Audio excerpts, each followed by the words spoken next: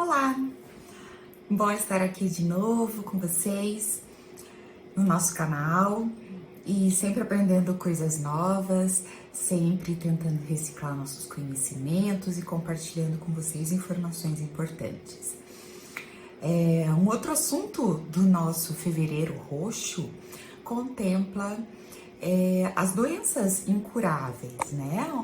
Nós falamos já de dor crônica, sobre a fibromialgia, e hoje nós vamos falar sobre outra doença incurável, também contemplada nesse mês do Fevereiro Roxo, a demência de Alzheimer.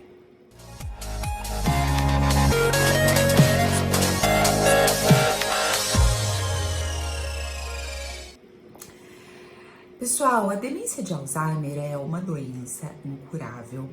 Atinge hoje no Brasil cerca de 33% das pessoas acima de 85 anos. É muita gente, principalmente as mulheres, mas a gente pode ver isso também porque as mulheres têm uma maior longevidade, vivem mais, né? E é predominante, pode começar em todas as faixas etárias.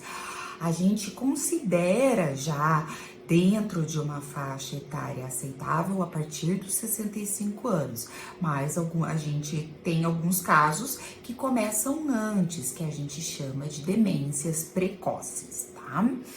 Os principais sintomas da demência de Alzheimer, aliás, tem vários tipos de demência, né? Mas a demência de Alzheimer é responsável por cerca de 60% a 80% do total dos casos. Então, a grande maioria das demências são devido à demência de Alzheimer. E a gente vai falar um pouco dos sintomas. Os sintomas incluem alterações de comportamento. Por isso a gente conversa sobre essa demência, essa alteração aqui também na psiquiatria e não só na neurologia e geriatria.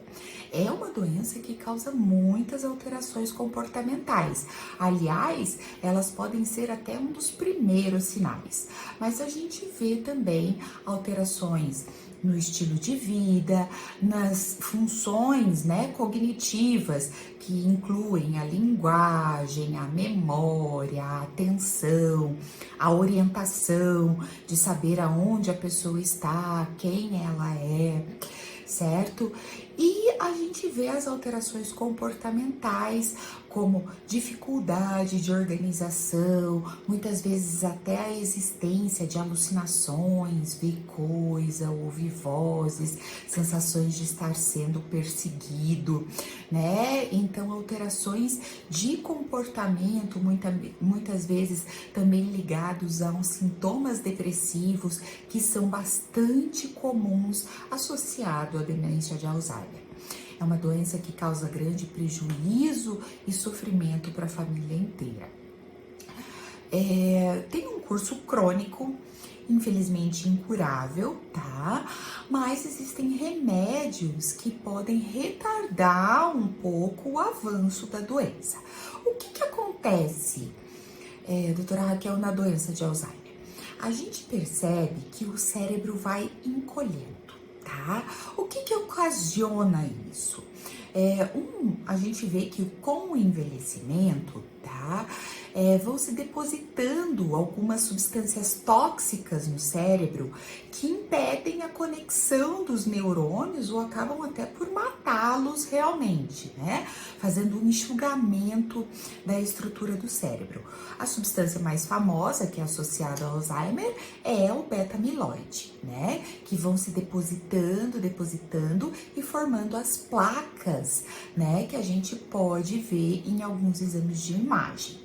Então, é uma doença que a gente pode ter um diagnóstico por exames de imagem, mas ainda os sintomas clínicos são predominantes, porque às vezes demora muito tempo para aparecer essas placas, mas os sintomas já começam, como esquecimento, esquece datas, aonde guardou as coisas, tem que cuidar porque muitas vezes a pessoa pode se colocar em perigo, por exemplo, esquecer o fogão ligado, ou não olhar na rua antes de atravessar, ou esquecer o caminho de algum lugar, tá? Começa a trocar o nome das pessoas e é uma característica bem importante da gente saber que as memórias antigas, elas continuam. As memórias mais novas do que aconteceram mais recentemente, essas são mais afetadas, tá?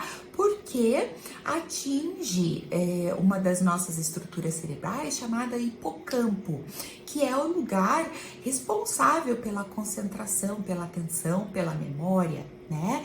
Então isso acontece pelas memórias mais recentes. A gente percebe que os idosos com demência de Alzheimer, eles lembram as coisas lá de antigamente, mas esquecem, por exemplo, o que comeu hoje no café da manhã. Isso é muito comum de acontecer.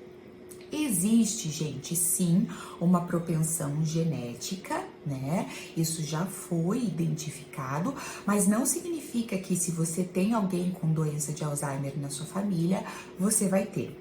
A gente percebe que os hábitos de vida, como por exemplo, tabagismo, ter hipertensão, diabetes, também aumentam o risco, tá? São os mesmos fatores que aumentam o risco também para desenvolver derrame ou AVC ou infarto, né? Que é o infarto do miocárdio, o infarto do coração. Tá?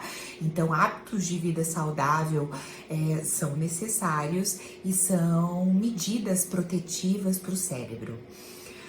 Bastante importante procurar um diagnóstico precoce, né? Quando a gente já percebe alterações muitas vezes que começam não só na memória, como no comportamento, muitas vezes com funções executivas também.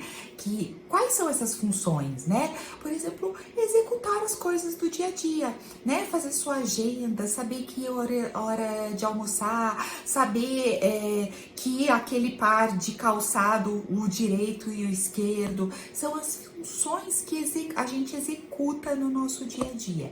E isso também é um dos primeiros sintomas que começam a dar problema, a apresentarem ali nos sinais precoces de doença de Alzheimer. A doença vai progredindo, né?